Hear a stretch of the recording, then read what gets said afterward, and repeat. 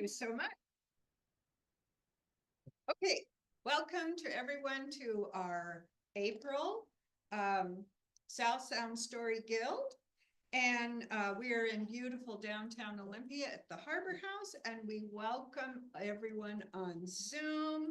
And we want to tell you that we'll have a recording of this event that will be on our website so that you can watch it again. And the website is southsoundstory.org. And you can also peruse the website and you can join our guild if you'd like. Okay, on the recording, if you will please refrain from chatting during the stories so everybody can focus on the stories on Zoom. And turn off your phone. Oh, be sure, everybody, and turn off your phone, silence your phone. I was thinking I was silencing my phone for a long time, but it kept ringing. And then my husband showed me the correct way to silence my phone. So now I've got it. Okay, here we have some light. Okay, now we will start off tonight with an opening story, which is a group effort.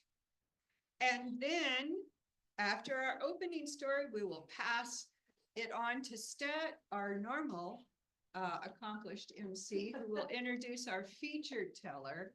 And then after our featured teller, we'll have a short break, and then we'll have a story swap.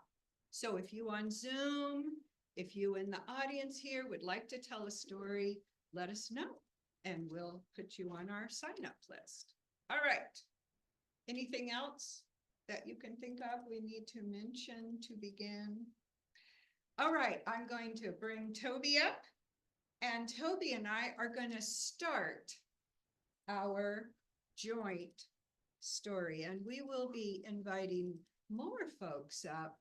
Are we both in the picture? Yep. Back up.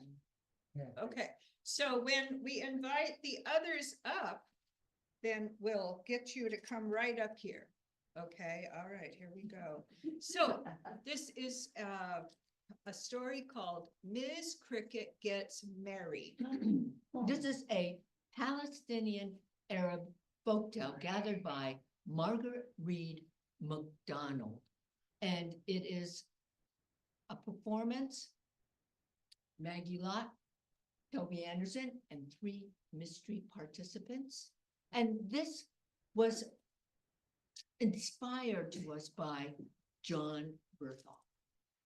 We saw this story performed at the July National Storytelling Conference, and John is the one who said we should do this story. Yeah, it'd be fun. Okay, so here we go. Miss Cricket gets married. Ms. Cricket wanted to get married. Mama, I want to get married. We'll go look for a husband. Click, click, click, click. There was Mr. Camel. Oh, Mr. Camel, Mr. Camel, will you marry me? Whatever. You're just a cricket. More enthusiasm. You're just a cricket. A cricket, a cricket. Is that what you think Mr. Camel was impressed with her spunky attitude. But you're pretty darn lively. I think I'll marry you. Wow, that's pretty good. Put your money in my sleeve. And I'll go, I'll make it even bigger. More money, please. Yeah, Okay, enough. And I'm gonna go ask my mama. Mama, I found a suitor. What's his name? His name is Mr. Camel. Mr. Camel? What does he look like? Oh, I like the way he looks. Why, his head is big and his nose is soft and big, and his back, oh, it's big. Why, he's big all over. No. Tell him no. He'll roll over you and smash you. Tell him he's too big. I can't marry you, Mr. Camel. Go away. Camel went away and there was Mr. Bull. And Mr. Bull is coming up. Oh, I can hear Mr. Bull. Oh, already I'm so impressed.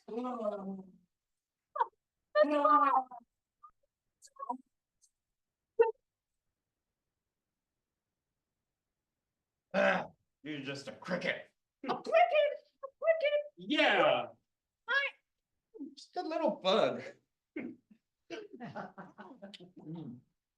Mr. What you guys? Mr. Cricket, Cricket.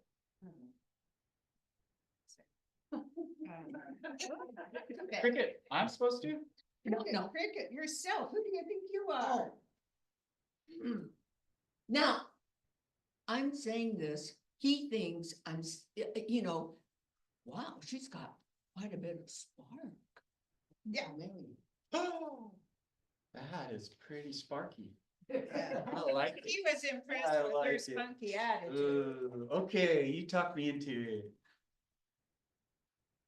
Put your money in my sleeve. You're taking too long. My hooves are stuck. It's stuck. There. Now I'm gonna go ask my got mama. more. Mama, I found a suitor. What's his name? Name is, what's your name? Mr. Bull. Mr. Ball. Mr. Bull, what does he look like? Oh, mama, I like how he looks. Me. He is big all over. I mean, he's got a Flaring head nostrils. that's so big and flaring nostrils, yes. And he has a nose, flaring nostrils again, and a back that is so big. Oh, mama, he is big all over. Oh, he's too big for you. He will sit on you and squash you. Tell him no. So, when's the wedding? No, Mr. Ball, can't Huh? marry you, What? so you gotta What? go. Oh. Off with you. Off with you, Mr. Bull. Oh. But there was Mr. Mouse. Mr. Mouse is coming. Oh, Mr. Mouse.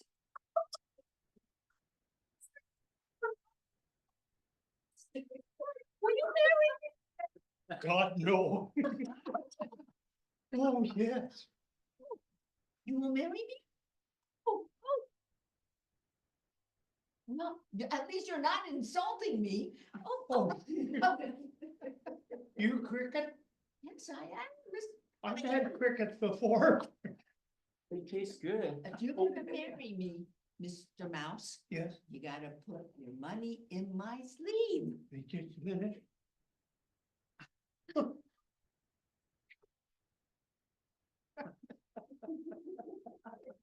Is that it?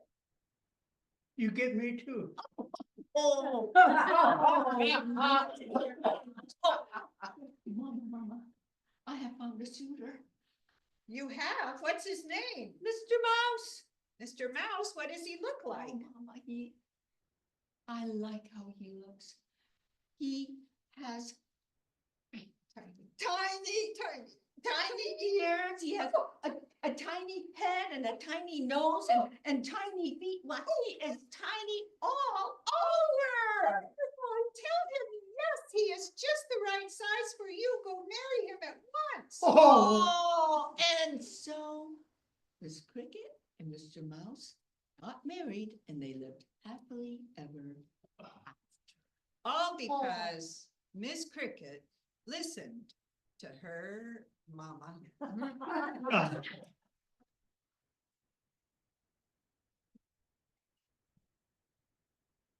Ooh, step. Thank you.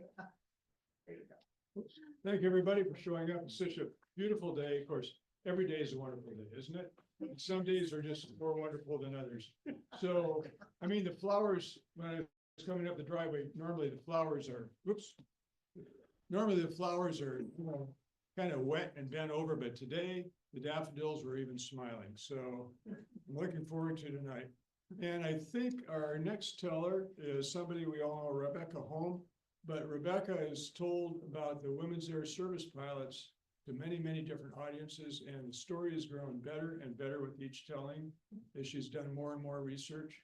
So I'm looking forward to it. Being sort of an old aviation person, she's sometimes asked me questions, I'm going, I don't remember much of that stuff anymore, but I've learned a lot just from listening to her. So Rebecca, please come on up and tell us about the Women Air Service.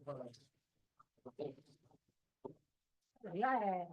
Hi, everybody. Hi, guys. Hi, guys on Zoom also. Good to see you, or not see you actually, but I know you're there. Yeah, I'm Rebecca Holm, and I have I found my spot right here, so I can start telling stories and have the camera work just perfectly. This evening, I want you to try and imagine something. And for some of you, it may be easier than for others. I want you to imagine that you're a young girl. How you doing? Yeah, you good with that?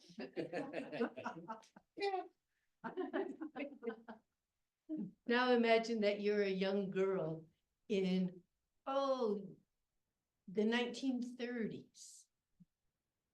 Right, you're 10, 11, 12 years old, right?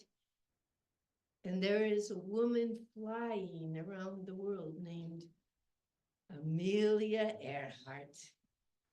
And it is so romantic. It is so inspiring to see this woman flying through the air.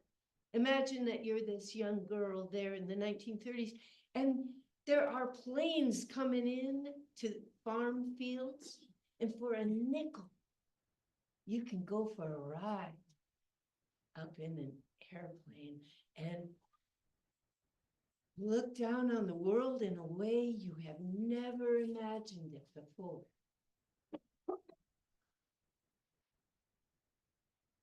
Think of the thrill. Think of the possibilities, the excitement. Just imagine where you could go. Now imagine that you're a young woman in 1942, 41, 42, and you are a 20-year-old woman. And you hear that there is a chance, there is an opportunity that you could fly military aircraft. Would you apply? Would you go for it? Now, these days, people ask you, if you could go to Mars and colonize on Mars, would you be one of them to do it? No volunteers in this group, huh? I wouldn't either. I used to think I would. I wouldn't. But if you were that 20-year-old woman and you had this chance to fly airplanes, maybe even get paid a little bit for doing it, would you take the chance? Yes. That was what the women who applied to be WASP, the Women's Air Force Service pilots, they wanted in. Do you know, it was 25,000 women there in 1942 that applied to be WASP. Now, I was astounded to know that there were that many young women at that time that would have the qualifications, that would want to fly. 25,000 women had enough flight hours. But let me backtrack just a little, okay? Just have to explain to you, those were the WASP, the Women's Air Force Service pilots. But the very, very beginning people, the very first women to fly, those were the WAFs, the Women's Auxiliary Ferrying Service. there were 28 women who qualified. You know that saying about a woman has to be twice as good to be thought half as competent? Yeah. And then the rest of that quote goes, fortunately, that's not hard. Backwards and in high heels. And dance backwards in high heels also. Yeah, well, that's exactly how it was for the WAFs. Now, what happened was they got a telegram that said, we are starting, the transport service is starting all women's ferrying service. And if you have at least 500 hours of flight time, if you have at least a high school education, and you are between the ages of 21 and 35, please report to Newcastle, Delaware, at your own expense to see if you will qualify. Male pilots at that time had to have 250 hours rather than 500. Mhm. They didn't need a high school graduation certificate. Mhm. And they only had to be 19 years old. But the women, it was Nancy Love. Nancy Love, who was a beautiful woman. She looked a lot like Marlene Dietrich. And she had been flying for years already, probably almost 10 years. She actually got kicked out of her alma mater when she was a student for buzzing the campus in her plane, right? But she said, you know, her husband was also a pilot. And so talk around the water cooler was, oh, we're going to start an auxiliary. We're going to start having women ferry the planes. Now, do you know where they would ferry them from? Just across the country, right? All over. Well, the WASP, yeah, thank you. The WASP were in Texas and trained in Texas. These were mostly where the manufacturers were at, East Coast or West Coast. And then they would fly them to the different bases around. They would ferry them for someone else. Well, I have to tell you, the standards at that time, that's what we're going to talk about, the social biases, right? Into the wind, facing into the wind to be able to lift off. That's what pilots do. Stet tells me, John tells me a little bit. And you hope for not a side wind that'll blow you off. So Nancy Love, she gets the position. It was Stimson, Secretary of War, Stimson, that was introducing this new project, the ferrying women, the WAFs. And he started to introduce at an event, he introduced Nancy Love. And he said, yes, Mrs. Love, she has been known as one of the 10 women with best legs in the US. Mrs. Love, will you come forward and let us have a look at you? She came forward and she was beautiful and she was gracious and she flew. She knew how to fly planes and she knew how to handle organizing this group of women. 28 women that started out just flying across the country. That's all their job was, to ferry planes. Now, maybe that sounds easy. Oh, just flying across country. What's so tough about that? But do you know, if you're flying from the East Coast to the West Coast in a plane that has maybe a top speed of 400 miles an hour, it takes some time, a couple days, and you really aren't supposed to fly at night. And so you're stopping along on the way. And you have to carry your dress clothes with you. You have to make sure, even though you're up in maybe an open cockpit, and you have leather gear on, trying to stay warm, you have to have a heel and skirt tucked away there in the wing of the plane, so that when you land in town, you'll be allowed to go into a restaurant or a hotel and have a meal. Oh, you also have a hard time even getting a hotel room. Single women coming in, wanting a room, that looks very questionable. Women just don't travel on their own. This was the wind. These were the winds that they were facing into to lift off. Do you do it? Without throwing something in, something at someone, and going, regard me, know who I am, see what I can do. But those women, they said, we will show you what we can do. And they became indispensable, ferrying planes. Now that's Nancy Love handling the ferrying service. And like I say, she was a gracious person, a bit reserved. Marlene Dietrich, if you can imagine. Right? And then there was Jacqueline Cochran. You guys talked about being a little sparky, a little spunky, you know, Ms. Cricket. Yeah, Jacqueline Cochran was the spark plug.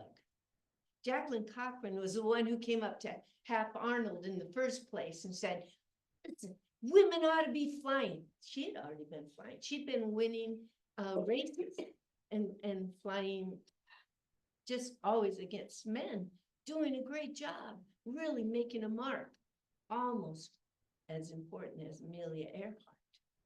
She came to Hap Arnold and said, we're going to organize it. I'm going to lead a bunch of women and we're going to fly planes.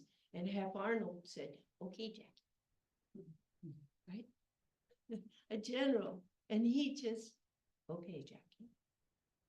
But she was over in Europe. She went over, she was flying with the British women in Europe at the time, because women weren't flying yet in the US.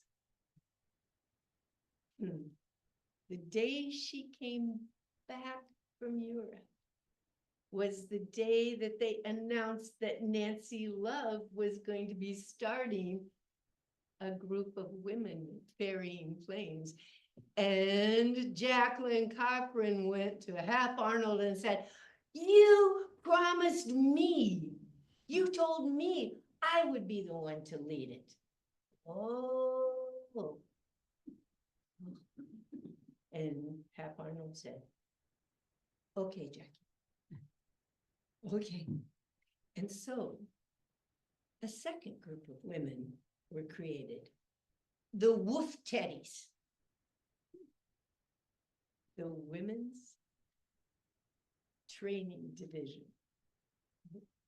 Flight Training Division, the Wolf Teddies.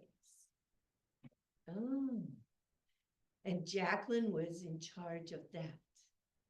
And that's where they trained, in Sweetwater, Texas.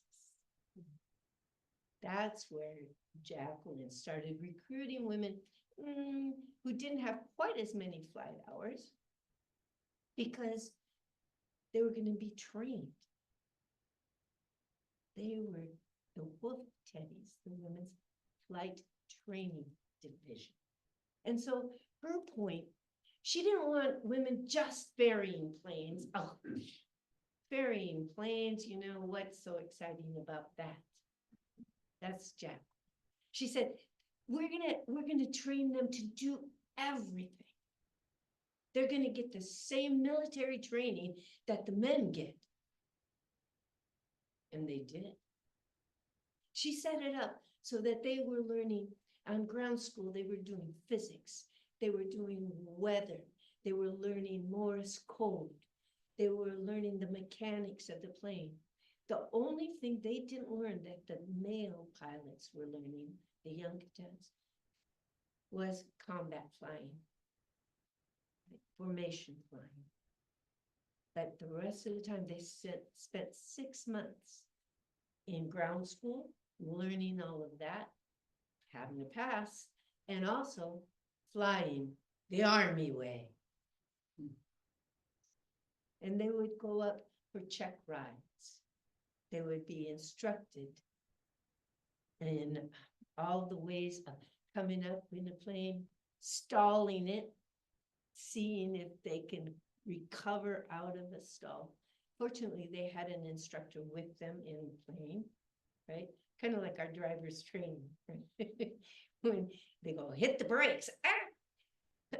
But there are some really funny stories about how that all happened. Because, you know, some of the instructors, they thought, we're gonna show these girls. I mean, it's a girl, what? And so one instructor, he particularly enjoyed taking these young women up as their training and then doing a loop-de-loop and seeing if they can hold on and how they would react. And he would always say, make sure your seatbelt's fastened. He thought it was the funniest thing. He said, that's how to do aerobatics. Well, one day, he had Hazel Ying Li in the plane with him. Now, Hazel, she was a Chinese American woman, born and raised in Portland, right? She had learned how to fly there at Swan Island. She was part of the Chinese group that was being trained to fly, men and women. And some of them were going to go over to China and be part of the contingency there and fight against the Japanese. Well, he had Hazel up in the plane. He took a big loop around, and as he came back down, he spoke into his speaker. Now that's the way to do it, the Army way. But he looked up in his mirror and the back seat was empty.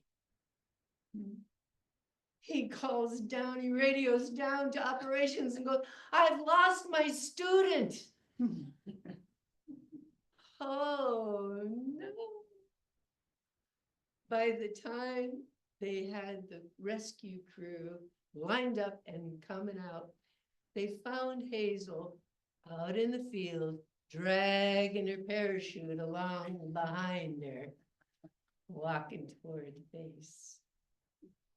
She was the first one that joined what they called the Cocoon Club. And so anyone who had to use their parachute, had to exit the plane, became part of the Cocoon Club. Now you see, Hazel hadn't done anything wrong. There was just a malfunction with that seatbelt. And it just hadn't clicked in tight.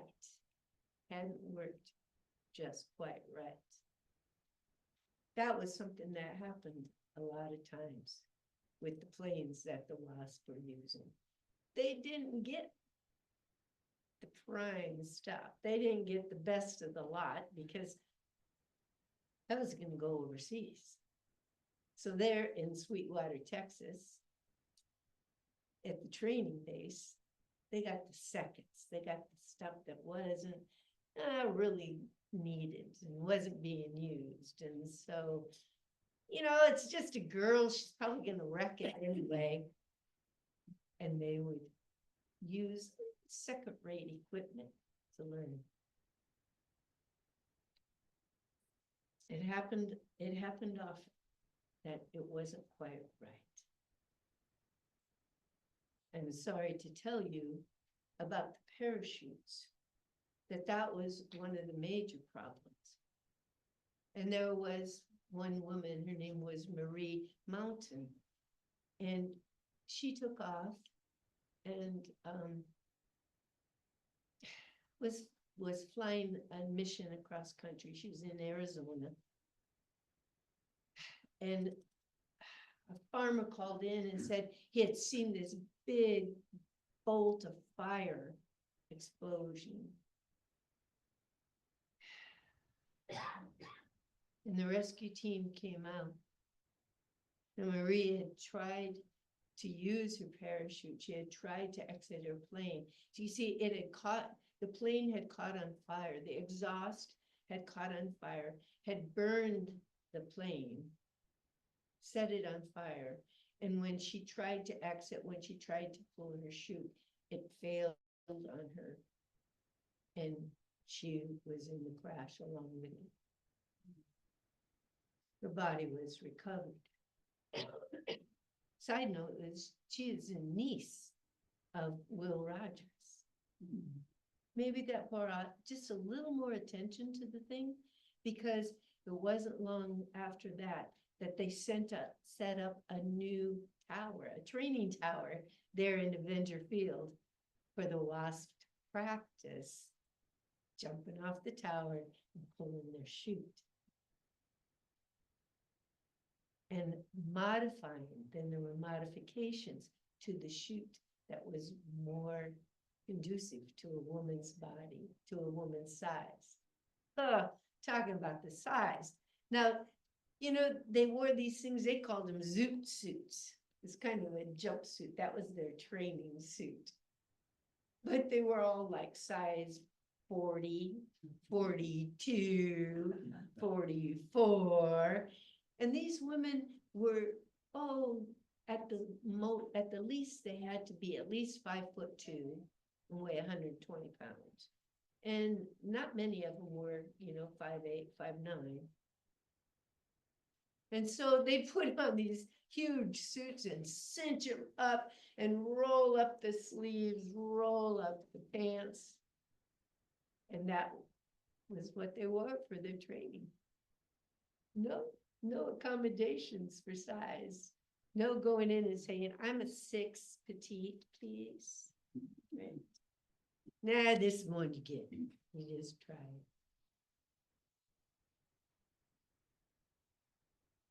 One of the other wins that they faced into was, what kind of woman wants to do something like that? Yes. Now, I will say there were a lot of men, there were a lot of fathers, uncles, brothers that understood it. I mean, it was wartime.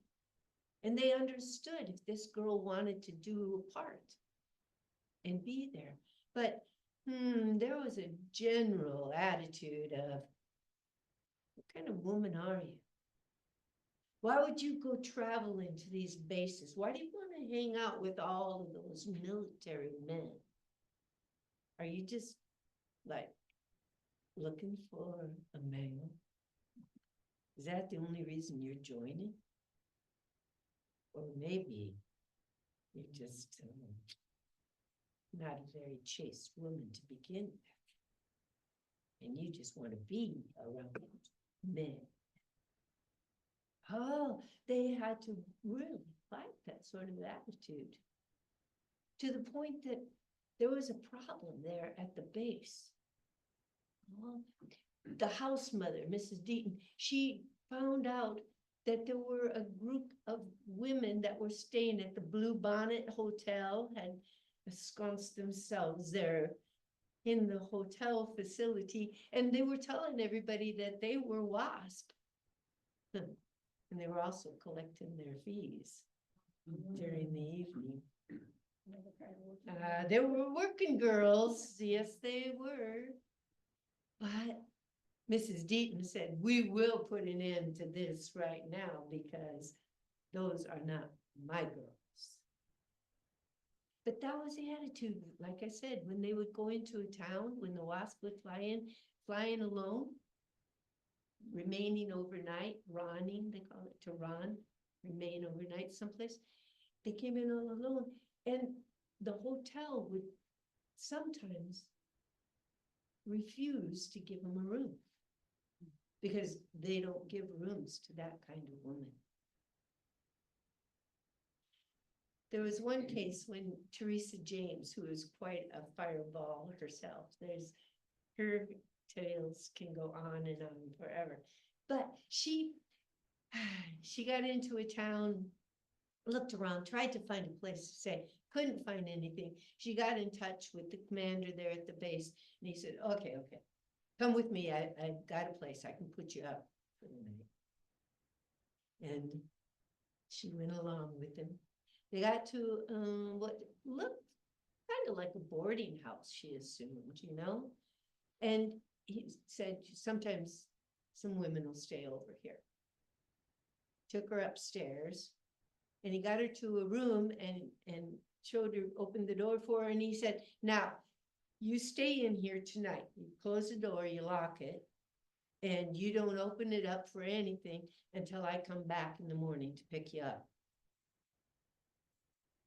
Okay, and so Teresa spent the night there in a bordello. She found out the next morning. No wonder that the door was locked and don't open it up for anything. Finding a place to stay, needing to dress exactly right so that you could go in to dine, right? Now, I told you about some of the dangers of just this ferrying planes, right? The idea you're flying across the country, you are going to hit so many different weather systems. You're going to go across mountains, you're going to cross deserts, you're going to cross, open prairie land. Right, pilots? Does that influence, how you fly? Going through all of that. So this one is another one of Teresa's. She's flying a B-25 cross country, right? Flying it from California over back east. And she has a heck of a time. The very first thing that happens, well, the gear won't come up, right? So she has to land, stay overnight, get that repaired. Then the next thing is the radios go out. Well, that takes another 2 days waiting for the radio to get fixed. Then the third thing, let's see, what was that one? Engine caught on fire. All right, had to come in, get those repairs. Finally, she brings it in to where it's supposed to go. She comes in with this exhaust fumes coming through. She's got the cockpit open so she can breathe. She's got to come in to land. It's tense. Everybody's watching from the tower, and she lands it. They go, pretty nice landing. Teresa says, yeah, well, you should see me grease it when I'm not bothering with my lipstick. Then she goes into operations, and she starts telling them all the things that had gone wrong during that whole flight. And the fellow says, well, I'm not surprised. That's a class 26. And Teresa says, a class 26, what's that? He goes, well, that's going out to the proving fields. They're just going to be using it for bomb practice.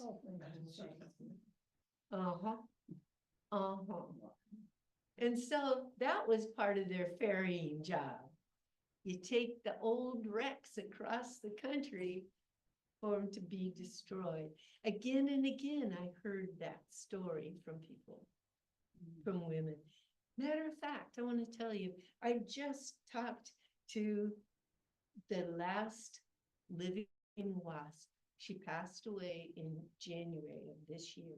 Wow. She was 102 years old, living here in Washington State, living here in Lacey. Her name was Betty White Dybrook. And a couple years ago, I was able to track her down and talk with her. And she said, yeah, I had those old junkers, and you didn't know if you were gonna make it or not across there. Well, troubles and peril. None not being accepted. Being questioned all along the way, whether you were capable of doing this or not. That was what they faced continuously. Some bases, they respected the women, knew that they were an asset, gave them good jobs to do, used them. Other ones would kind of block them out, not let them do much work. Now there's a woman, Althea Corbett Thomas, that has lived in Squim. She's passed as well. But she was a tow target pilot. Now, not a tow target. Do you know what that would be like? Yeah. The purpose of the tow target pilot, their function, is to pull this big windsock, basically, about 30 meters maybe, in back of their plane, so that the ground artillery trainees can practice shooting up at a target. Live rounds. 50 caliber, at least, artillery. They were flying sometimes low elevations, sometimes above 10,000 feet for them to practice. They practice night scoping, they practice searchlight, right? That the women would be towing it, the artillery would be using searchlights, friend or foe identification. That's what their purpose was, to see if these trainees could learn how to shoot down a plane. Really just a target.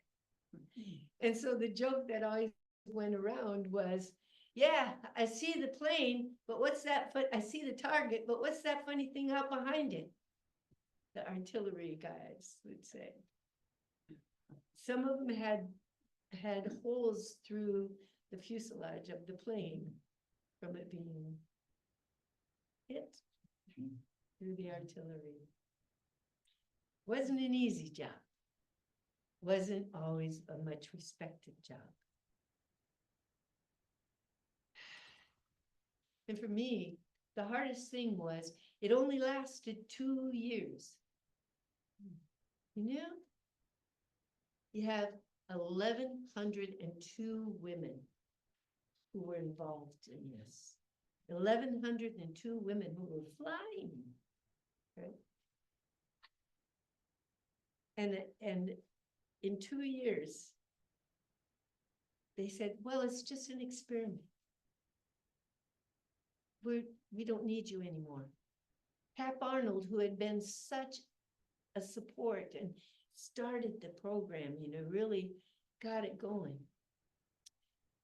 He said, the service that you've given us and your willingness to help and support, replace young men, you wouldn't want it now because you will be taking their jobs away.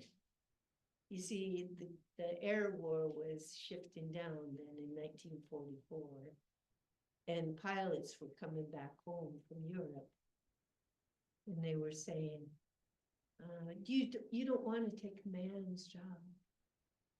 You don't want to take his place. And so in October of 1944, they said the WASP will be disbanded in December. December 20th will be your last day. So you can get home for Christmas on your own dime. Make your own way. Now, some of the places like Long Beach, California, where where Barbara Jean Erickson was at. Oh, they had a party, they had cake, might even had some champagne. But other places, other bases, just out the door. There's no place for you here anymore. We're done with you. Barbara Jean, like I said, she was a squadron leader of the WASP. She was an original WAF out there at Long Beach. She had the Air Service Medal because of her flight service. She had flown 4 different planes in 9 days from California to Indiana. The first one was a P-51. She dropped that off there at the, what do you call it when they adapt, a base where they adapt the planes for desert or for Arctic and for, what is it? A depot, but they called it like an adaptation station.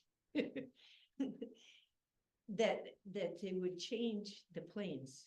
Okay, so she had brought this P-51. Do you know the P-51? Mustang. Yeah, Mustang. Fast, beautiful, maneuverable, just like a Mustang car. All the WASP loved the Mustang, P-51. Smooth and spunky, their kind. So she had flown a P-51. She got there to Indiana and they said, well, we have a P-47 that needs to go back to California.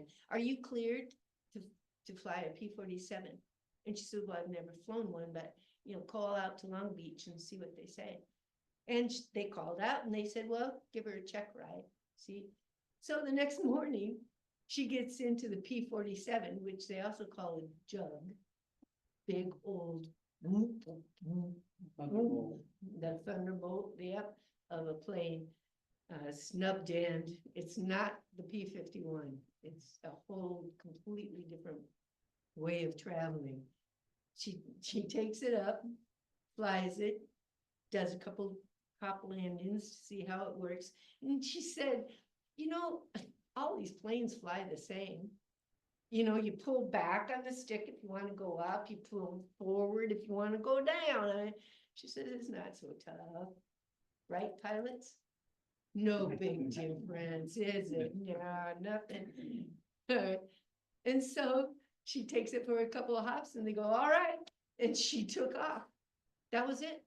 That was her whole training on a completely different plane. Flew it to California, dropped it off. And they said, we have a C-47, which is a large cargo plane that needs to go back to Indiana. Okay. And so hops in, she takes that to Indiana, drops it off. She spends a couple of days, she talks with Nancy Love, they do some strategizing about what's happening at the base, what does the squadron need, all those kinds of things. And then she goes back to the base there in Indiana, and they say, all right, well, we have another P-51 that needs to go back to California. And so she flew again. 2,000 miles in about 8 days.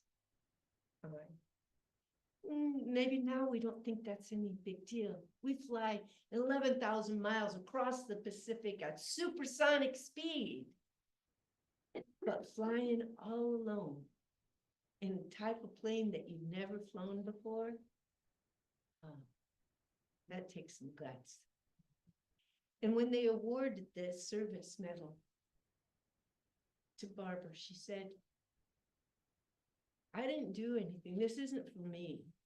This represents all of the women that are flying, because it just happened to be luck of the draw. Any one of them could have done the same thing with the same circumstances and had the same credit for it.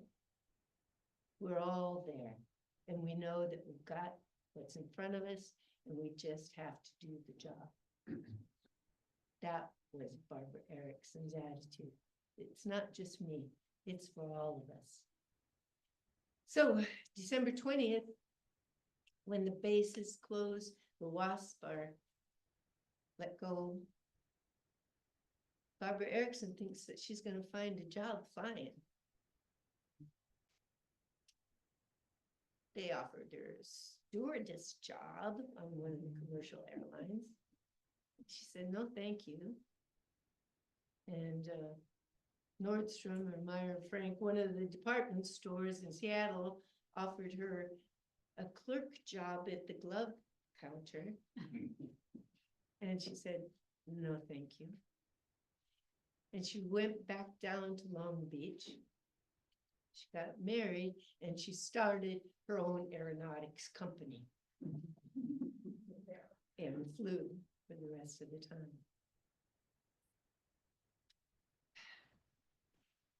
In 1944, Hap Arnold gave the final graduation, December 7th of 1944. 2 years after that date in history. And he said, when this all started, we didn't know if you girls could do this and fly wingtip to wingtip with your men. But we've seen that you can, and we thank you for your service. And if we ever need you again, we will call you.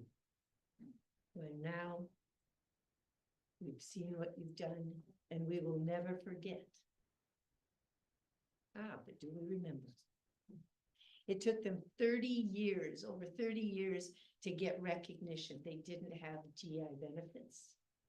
The 38 who died in service did not have a flag draped coffin. They had to pay their friends, their other WASP that flew with them, had to take up contributions to transport their bodies home. They didn't have insurance, burial insurance, like the GIs. And it took 30 years before they could say, we flew too. By then they're in their 60s, the benefits, buying a house, going to college, those sorts of things hadn't been there for them. But still, when they heard there were going to be the first women pilots going through the Air Force base, the Air Force training cadets, they said, we were first. We flew too. And then when Barack Obama, Jimmy Carter signed it for the women to get their military benefits, come in under the GI Bill. And then when Barack Obama was in office, they received the Congressional Gold Medal for their service, right? And so they were very pleased. At least now they were recognized for what they had done. You don't hear about them because the files were sealed. It was all an experiment. When they went home, people said, well, what'd you do during the war? And if they told folks, some would just go, oh, you did not. Liars contest, you didn't fly military planes. We flew too, they said.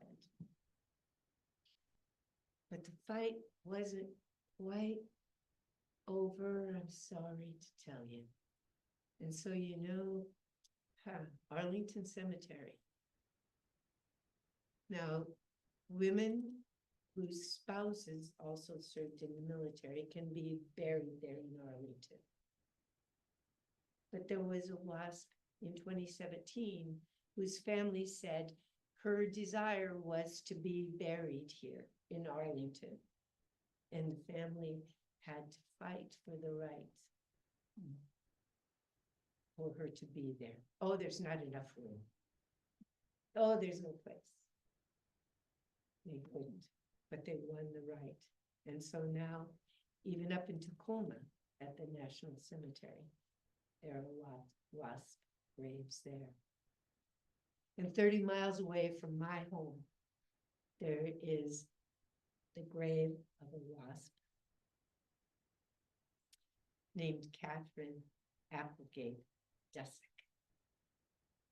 And very few people know there in eastern Washington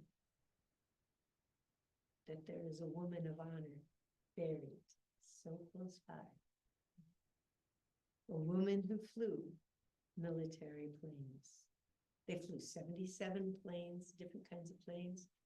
They flew 60 million miles. 1,102 stories. And I'm working on learning all of them.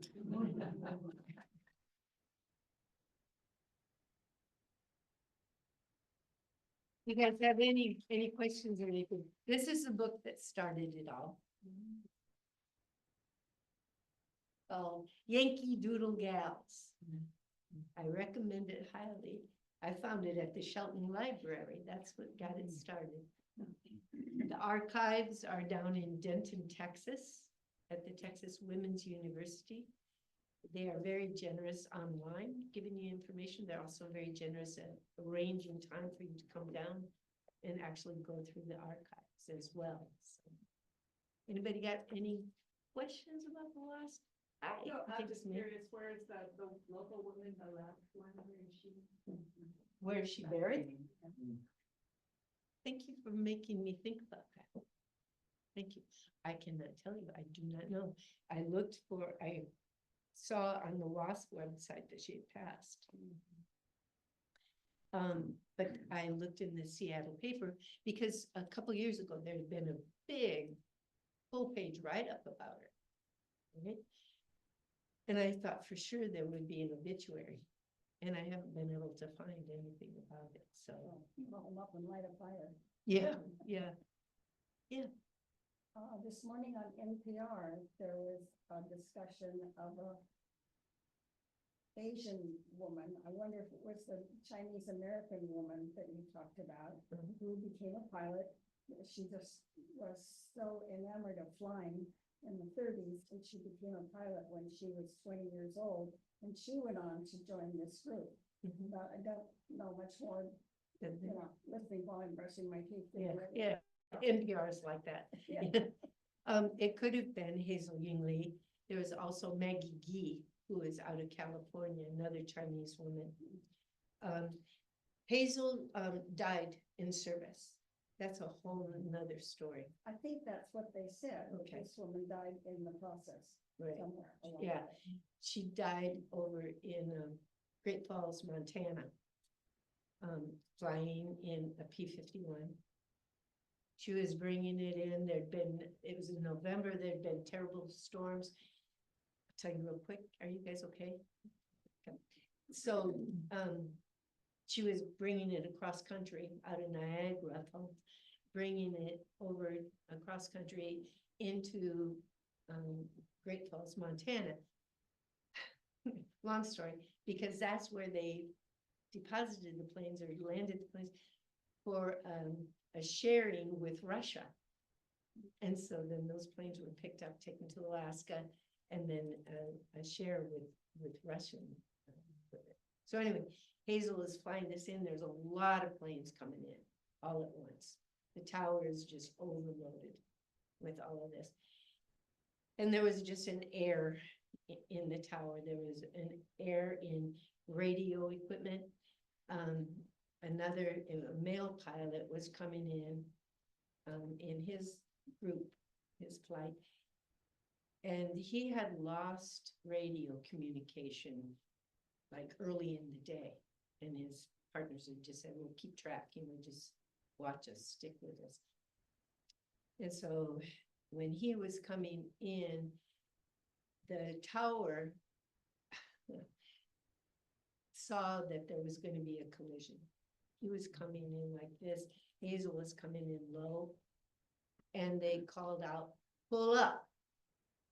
And he couldn't hear it and couldn't pull up. Hazel did hear it and pulled up, and her plane caught on fire. Addendum on that, because she was Chinese, we'll just add this little part. When her family tried to arrange for her burial down at the cemetery in Portland, She was denied at first because she was Chinese, blatantly because she was Chinese. And then the family protested that, and it took quite a bit of time before they finally would agree that the cemetery would agree to that.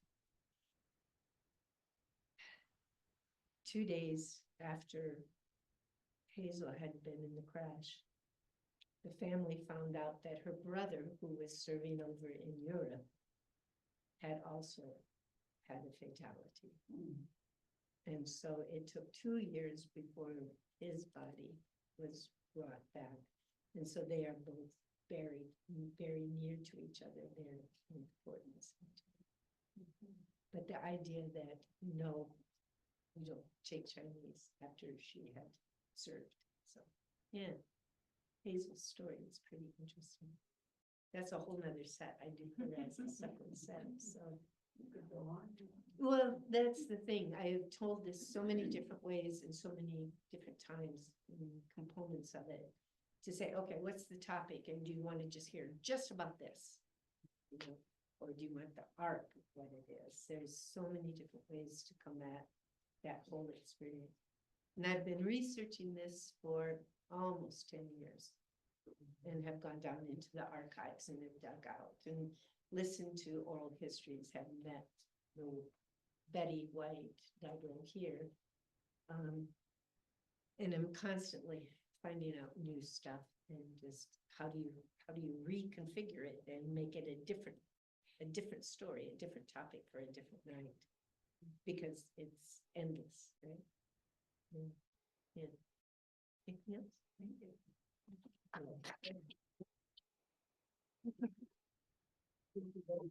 Thank you, Steph. Thank you. It's flying. Happy landings. Yes. Those are always better, yeah. Happy landings. So great story. I've heard part of this before, but you're right. You know, each time it's a little bit different. So learned a lot. And it only, see, Jerry and I are in the Air Force. Well, I was a little bit earlier than he was, but it took at least 30 more years before women started flying in the Air Force. And that started in about 76, I think. And then it took a few more years, but now I think they're pretty much fully integrated as far as opportunities to fly. So we have a lot of women flying. In fact, In combat flying. yeah, sister-in-law, daughter-in-law actually beat her husband and brother-in-law overseas when 9/11 went up and we started flying into Afghanistan. So anyway, so a lot of opportunities for everybody, and it's difficult, but it's fun and it's a great opportunity. I'm amazed only 38 of them died, because in World War II, I think we lost more people in training than we did actually in combat. So because we hear about somebody flying 4 different airplanes, you know, thinking emergency procedures, no, they're not the same. So anyway, so what those women did is quite amazing. So we're going to take a break for about 10 minutes, and then we're going to come back and we're going to hear some more stories. So we'll ring a bell here in about 10 minutes. If I forget, remind me, please, okay? And the restrooms are right around the corner, and talk among yourselves and have a good time.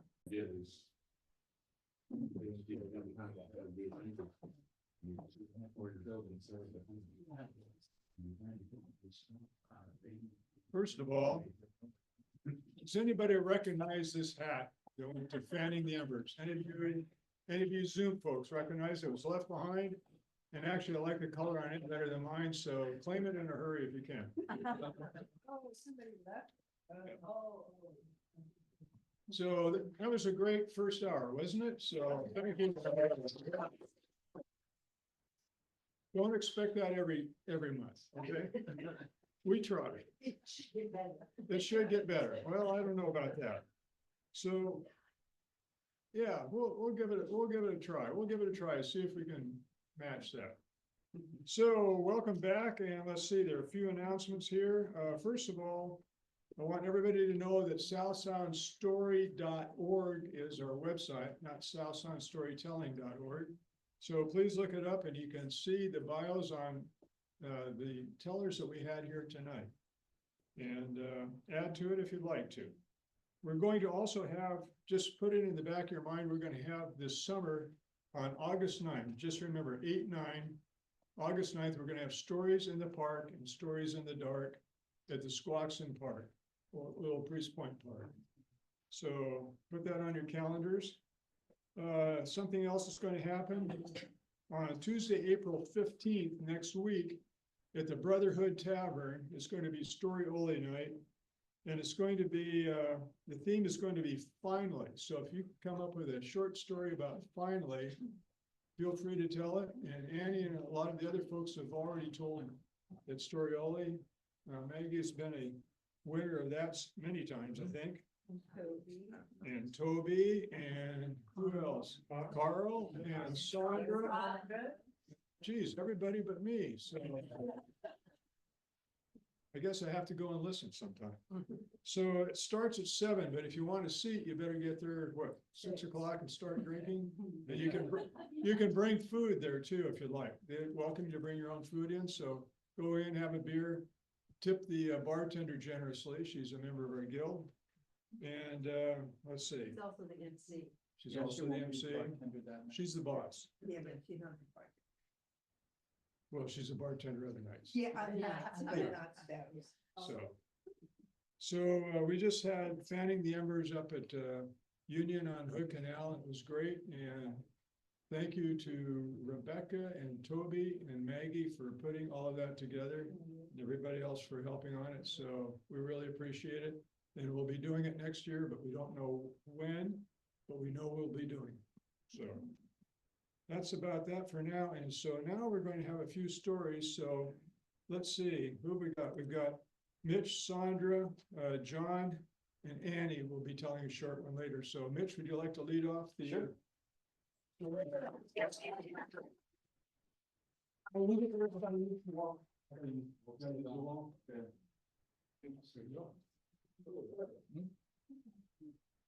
Rolling, the night, the night's long. Aha, I'm here. I found a little book of stories sitting here waiting for things to get started. And one of them reminded me of one of them that reminded me of one of them that reminded me that I haven't told this story for a while. In my computer, I have a folder, and it's called "Why Are My Arms So Small?" And this is one of those stories. Many years ago, I had beautiful arms, beautiful hands, just like Stet's or Rebecca's. They're just gorgeous and wonderful hands. They could do all kinds of things like flip people off and scratch the top of my head. And yeah, but back in those days, I liked to party a lot. And I went to a party one night. And it started out really small. It was just a little gathering. And so it was a small house, and we were just gathered around and had a good time. And then slowly, one by one, all the other parties in that town started to get disbanded, either by the police or just done, you know. And so people started showing up at our place. They would hear that there was still something going on. And so we all showed up, and pretty soon it was crowded. Now this group was really active, and we loved dancing. That was our favorite. We would dance, and as soon as it started getting crowded, we'd start to dance, and you'd bump into somebody, you'd bump into somebody, you'd bump into somebody. It was terrible. So finally, one of the guys, and I'm pretty sure this guy is at every party, but he got so drunk. He goes, "I got an idea." And he runs out to the front door, and he takes off both of his arms. And he just puts them on the porch, and he comes back in without arms, and he's dancing, and we're like, "Oh, he's like, this is much better. There's more room." And so everyone is like, yeah, that's a great idea. And so we all go out and we put our arms in this big pile. We're dancing, and he was right. It worked a lot better. We got a lot more people in the house, and we got to do more interesting things when you're dancing with people and bumping into them and you can't use your arms. And so it was kind of fun. We're just dancing. Well, then I had to go to the bathroom. And so I went into the bathroom, and with no arms, I tried to it didn't get very, I didn't get very far, but I was in there when, I heard that call, that cry that just kind of echoes again and again throughout the party. Police, police, everybody go, we're getting shut down. And so here I am in the bathroom trying to get myself presentable again with no arms.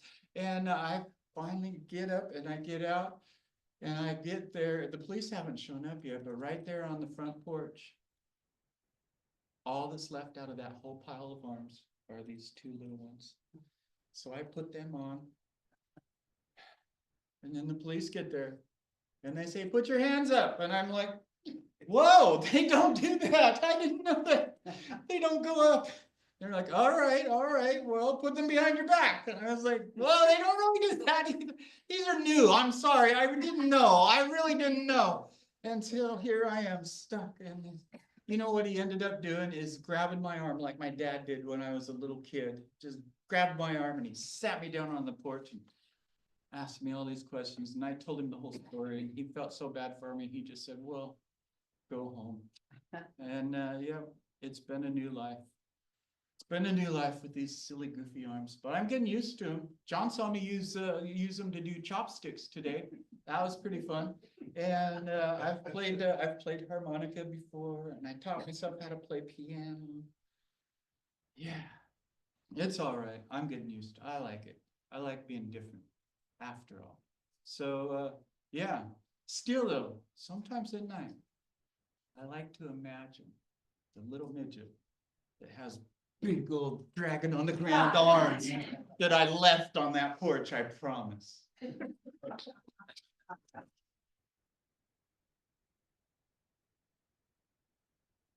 Thanks, Mitch. That just reminded me of a bizarre takeoff on the story. In officer training school, again, back in the military, you had about 3 minutes to eat in the dining hall and go over and grab, when you went in, you put your hat on a peg. So of course, we all had the same hat, right? But different sizes. So we put them all on a peg and try to remember where your hat was. And you get in the line and it took too long. And so the fellows in front of you are getting served too slow. When it came your time to eat, sometimes you just walked straight on through without eating and went out to grab a hat. And there's always some SOB had taken your hat. So, you know, somewhere you'd wind up, instead of a size 7.5 hat, you wind up at a size 5.5 hat. But you had to have a hat. So anyway, the hats always wind up in the different places. But so your story about the little guy with the big arms, I can understand what you're talking about. So I think Sandra is going to tell us a story tonight, and we look forward to that, Sandra. So, and it's also, I think, about a horse, and I love horses. So There you go. yeah, there you go.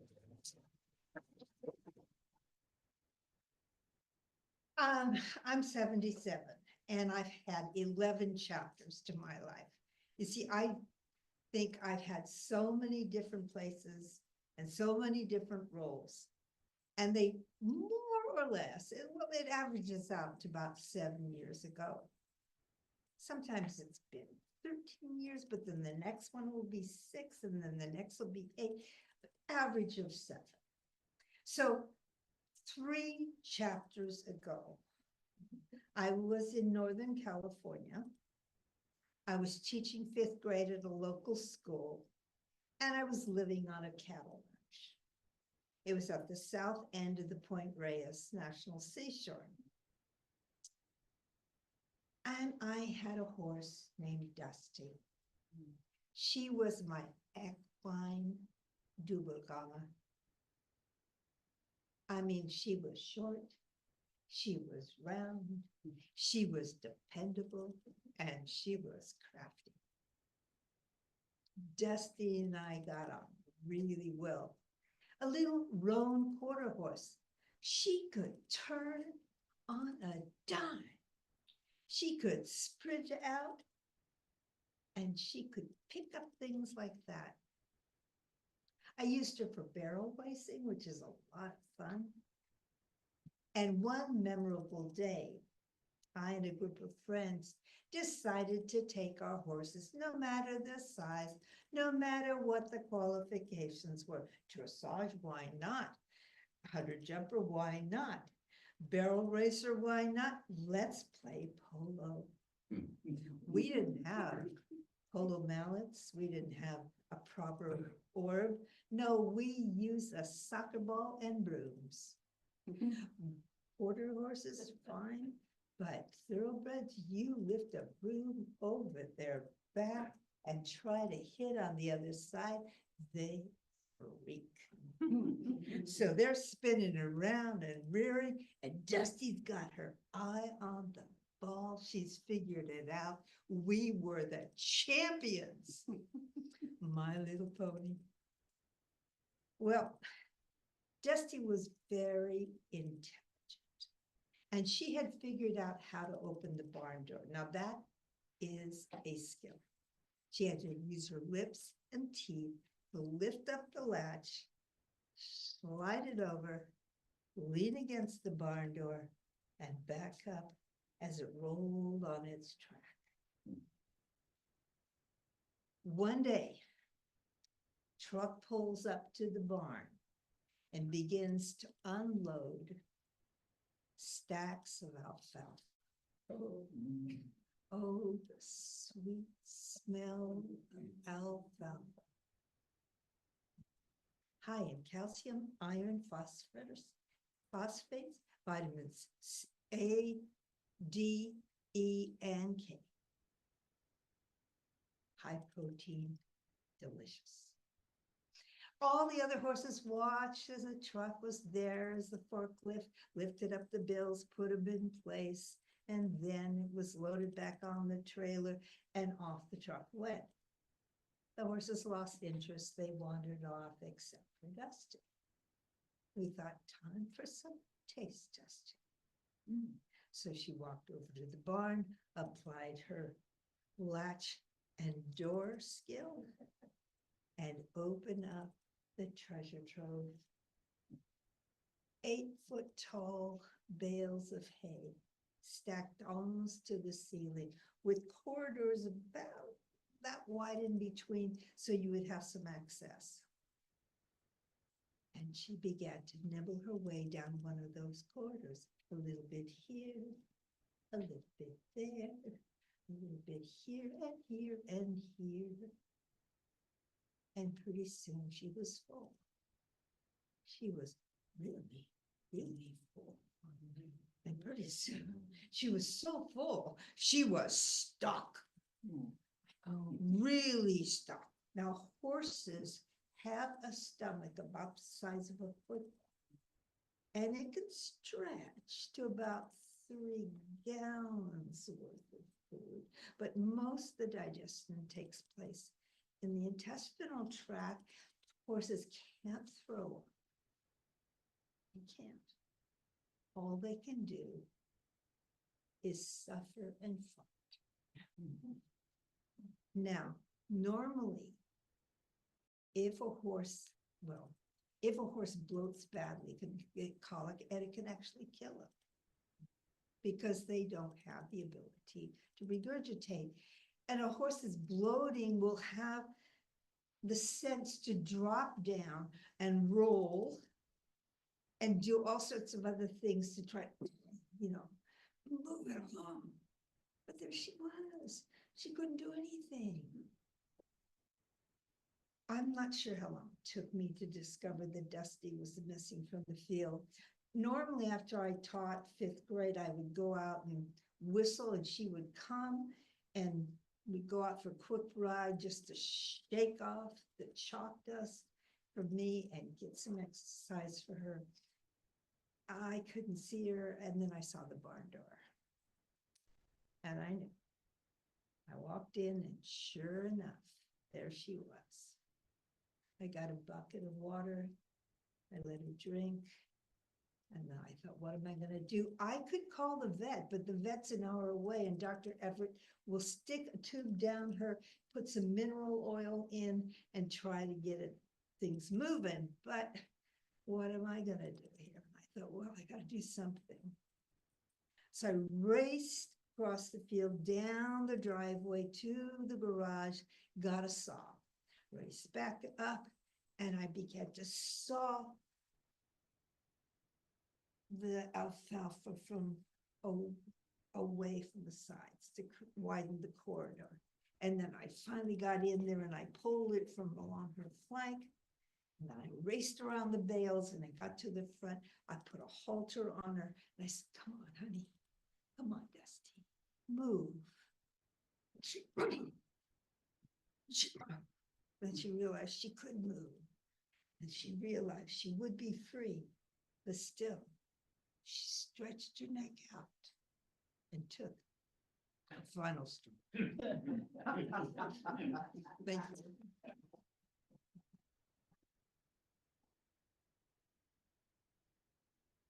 We love our horses, don't we? So, thank you very much, Sandra. John has said he would have a story for us tonight, so Okay. please come on up and tell us a story, John. John just finished a 3-day series of plays that he wrote called The Little Green Truck up in Port Angeles, which was very successful, and I found out he's a real playwright, I think, director and everything, so.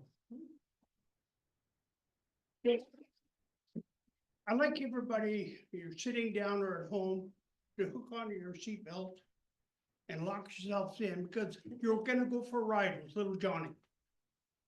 Now, I think it was Art Linkletter said in the early 1950s that 7 out of 10 boys wanted to be firemen. He had never been to Star Hill because it was 10 out of 10. And that was because our fathers, our uncles, and our neighbors were all firemen. And that's where I'm from, Star Hill and Juneau. I belonged to the Star Hill gang. And that day there was about 5 of us. There was Buddy, Bingo, Bones, Mikey, and me. And we decided to form our own fire department. Now, my brother had left me a go-kart, kind of a long one, about 6.5, 7 feet. Had 2 axles. It was nice. 2x4s and plywood. We had everything. We had the cart that was gonna be our fire engine. We needed a tank to put the water in it. And we needed 10 hoses, something to put take the water out of the tank and put it on the fire. And we needed a fire. So we had Buddy, who was well known in the neighborhood for starting fires. So Buddy's gonna go down and build a fire in the middle of the road right behind his house on Park Street. Now, I lived on Nelson Street. It was the highest street in Juneau. Park Street was 1 street down. You went down Nelson Street, you turn left, down Star Hill, that was like this, and then you turned left and went on Park Street. Now, if you missed Park Street, you went all the way and you went to the hospital for the rest of your life. Well, we sent Buddy down to start the fire. He'd get as many cardboard boxes as he could, because we wanted a fire. We didn't want just little ashes around. We wanted a fire. And I said, Buddy, when you get it going, yell fire. And we'd be sitting on the steps, but we had to find a tank. So we went up to our basement. And remember those big, well, I think they're about this high, glass jar. They had pickles in them. We saw one, we opened the lid, and we smelled it, and it was all bad. So we pumped it outside and dumped it and carried it down, put it on the fire engine. We told Bones to sit on there and went between his legs. Now we had to find hoses. So we went through the garbage and we found a Campbell soup can. Remember them? About this high. That was Bingo, because he was bigger than me. All I got was a tuna fish can. I didn't have a very big hose, but it was a hose. So we waited and we waited. We filled up the tank and we waited. All of a sudden we heard, fire, fire. Well, I jumped in the driver's seat, put my feet up against the front axles there so I could steer. Bones was sitting there with a water jug, glass. And Bingo started pushing as fast as he could to get us going. Now we're starting down Nelson Street. Trouble was, there was my sister, Blister, Buzzy, and Dumpy playing this stupid girls' game where you throw a little rock out and you hop over there. You pick the rock up and you hop back. They were in our road. I yelled, out of our way. Bingo was good. He had a siren. The girls stepped back. They put their thumbs in their ears, wiggled their fingers, and stuck their tongues out of it. I knew right then what a hero felt like, because they were saluting me. They were proud of me. I went by them. We turned on down Star Hill. And let me tell you, if we would have had hair, it'd been going straight back. We turned on to Park Street. 2 wheels were off the ground. We were leaning. Bones, knees was hitting so hard against the glass jar, I thought it was gonna break. We kept going. All of a sudden, we see Buddy running towards us. His feet and pants were on fire, yelling fire. And I yelled back, "It's okay, Bones, we'll put it out. I mean, Buddy will put it out." Not him, but the main fire. So we pull right up, and we got a patented brake system. It's called soul brakes. We put our feet down, except for Bones, he lost his shoe on the way. We put our feet down, we stopped inches in front of that fire. We jumped off. I couldn't have put a match out with my hose. The fire was getting bigger. I mean, it was getting bigger. We were throwing a little bit of water. All of a sudden, jumped over some grass. Now we thought we might need some help. We heard some cussing. I mean, words that my mother didn't even allow me to think about. And I turned around, there was Art, the one that owned the house, right behind the fire. And he had his jacket off and putting it out. And he got it out. Then he walked over and kicked all the boxes and the wood and everything, got ours out. And he said, "Boys, this stops now. Now, you go home. I don't want to see you for the rest of the day." He says, "I'm going out on the boat tomorrow." He ran a fish and wildlife boat.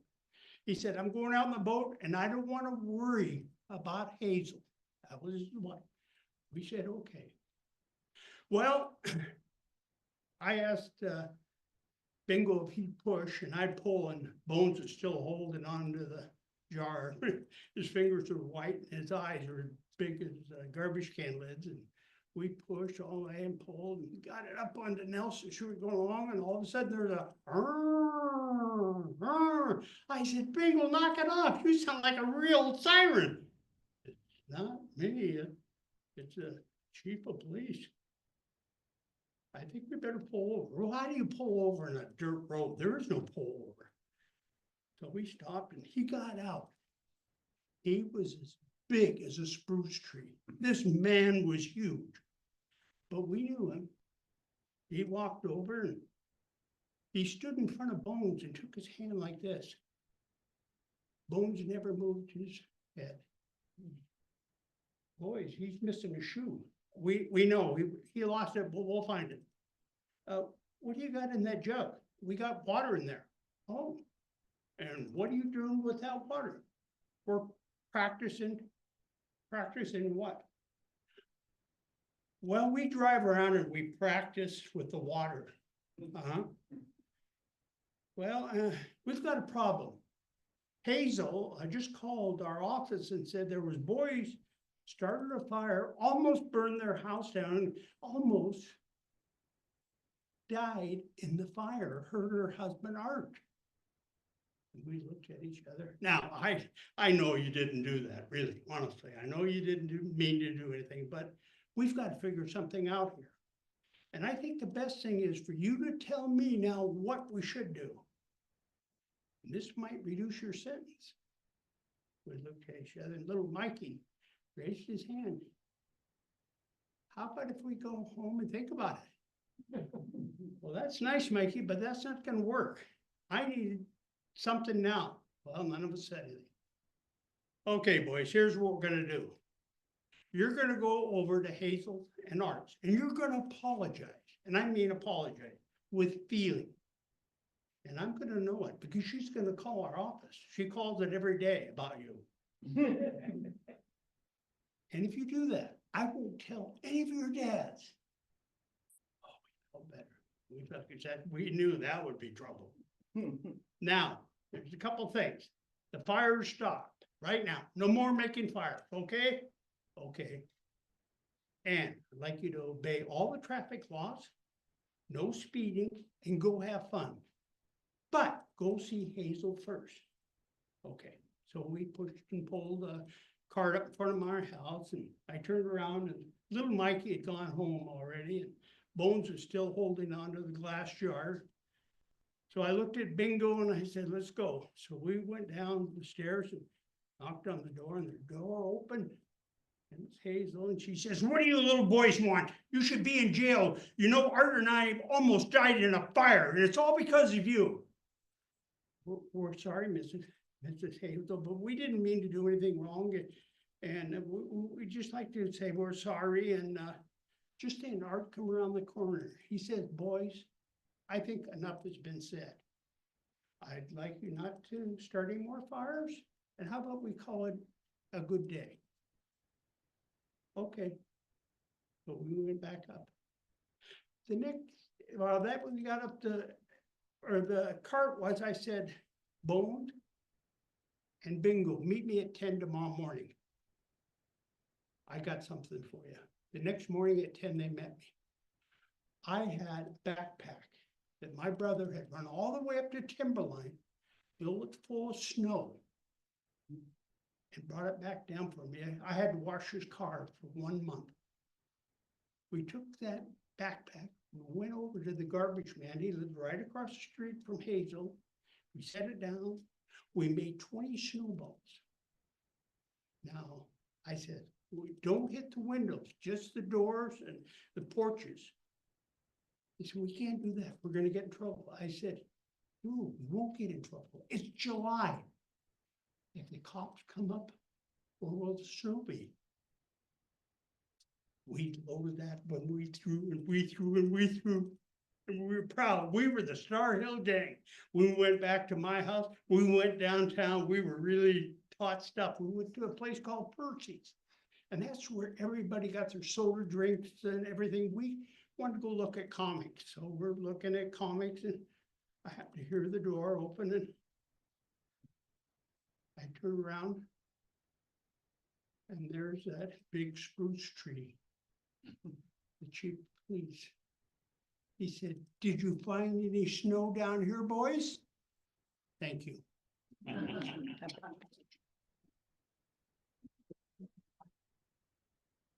Well, whenever I hear about Johnny and the kids, I'm thinking, man, I had a damn boring childhood, I think, anyway, thanks for your story, John. Annie's going to wrap us up tonight with another short story, so we look forward to it. Thank you, Annie.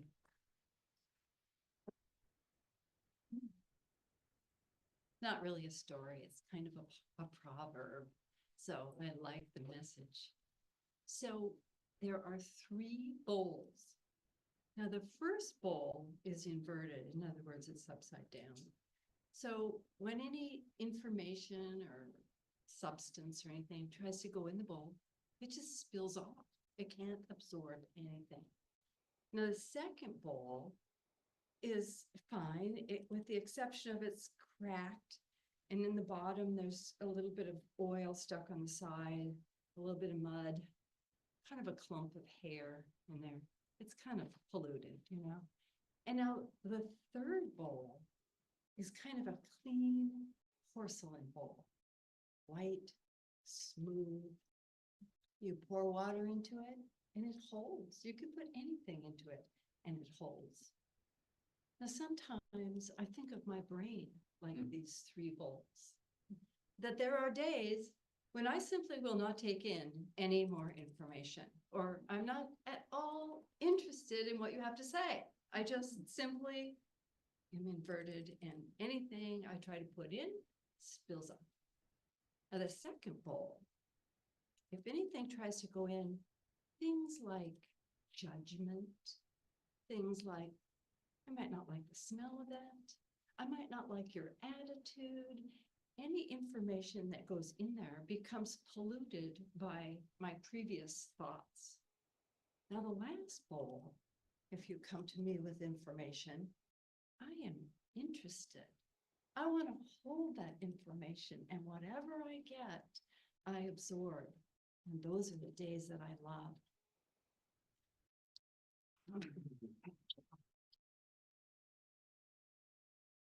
Well, what a great proverb to end the evening on. So first of all, thank you all who are listeners. And thank you, Toby and Maggie, for your quick and crack story. And Rebecca, thank you for the WASP story and the women's training. Woof titties, yeah, which I never heard of before. So thank you for your stories about the woof titties. It was very nice. And just a reminder, thank you, all of you on Zoom. And a reminder that you're also able to tell stories. So just send us a note sometime and we'd like to include you in on that. I think that covers just about everything. Has anybody got anything to add before we call it an evening? Okay, we're gonna go over, some of us will go over, and everybody's invited to go over to the Olympia Tap Room, or we'll have a couple pizzas over there, and if you'd like to do that, it's a beautiful evening out. I hope you'll join us. Thank you.